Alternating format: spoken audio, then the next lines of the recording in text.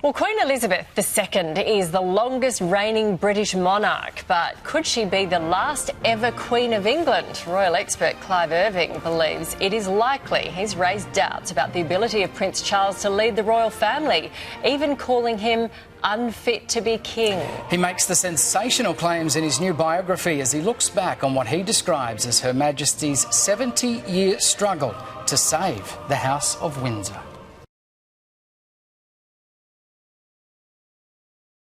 She's one of the most iconic figures in world history, taking the throne at just 25 years old.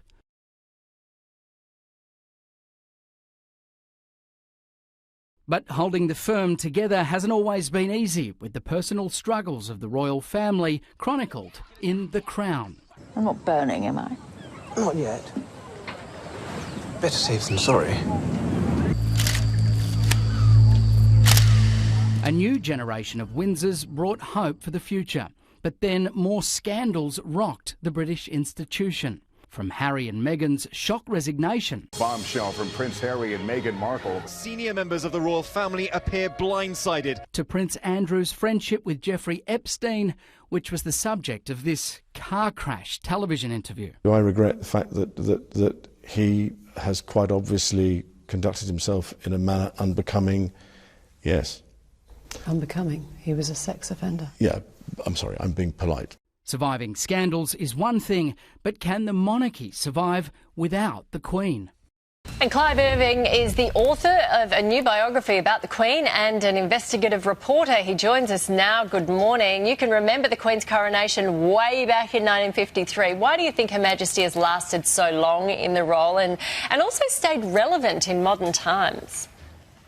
It's almost a paradox, really, because she's learned the very key thing about being the monarch for all this time, which is that we shouldn't know very personal details about her, and that means two things. We shouldn't know how she feels about things, and we shouldn't know her opinions on anything. It must be very difficult if you're a head of state to conceal those two things for nearly 70 years, but she's managed to do that, which gives her a kind of independence and inscrutability, which is invaluable in a monarch. You unfortunately can't say the same of her son, the son and heir, Charles, who we know far too much about.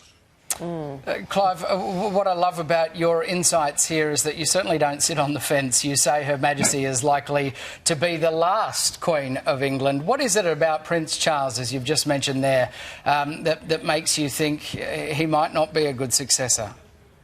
Well, he doesn't have those qualities of earning what the Queen has earned.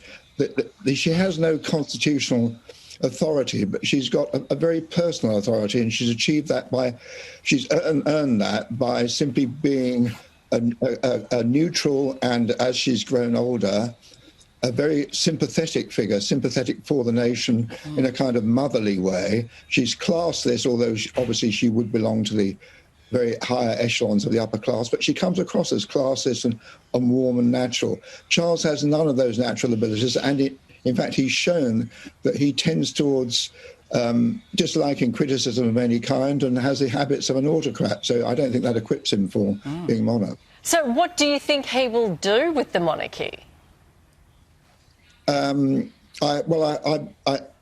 question that begs the question whether he should become the monarch, and by natural succession he should and probably will, and that then puts the monarchy in great jeopardy, I think, because as long as the Queen's there, the monarchy is unquestioned. As soon as she's gone, there's going to be a lot of questioning. Obviously, there's a whole new generation of very young and sceptical people wondering what exactly is this institution good for. My answer is, well, to be good for anything, it first of all has to be harmless.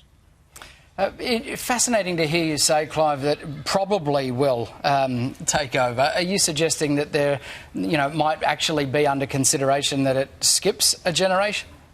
That's up to Charles. I don't know whether he's got the character to recognise that, for example, if they skip a generation to William, then it would be the kind of reinvigorating generational change that you would see and feel visibly, which you would not see if Charles were the king, because he's in some ways, he looks and sounds older than his mother. He's basically an 18th century old country grandee, or if you like, in cruder terms, he's a sort of upper class twit. I don't think he'll put that in his Twitter bio. No, and I don't think he would have sat there all this time waiting if he was going to pass it to Will. Tell us what you really think, Clive. Thank you, Clive. We appreciate it. Fascinating book. It's coming out soon.